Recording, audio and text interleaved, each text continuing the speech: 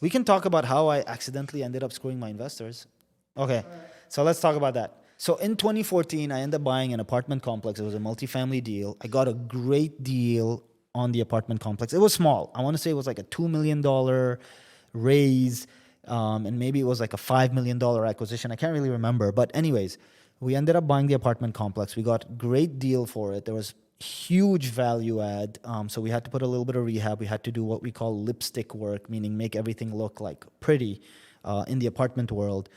And I ended up selling the project for a 2x return.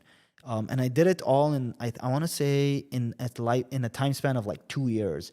Ended up selling the apartment complex. What I didn't realize is that when I had bought it, I had done what we call a cost seg study and had depreciated the entire asset.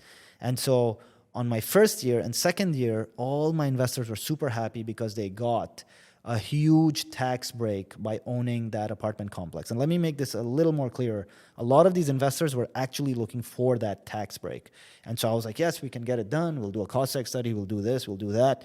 So that happened.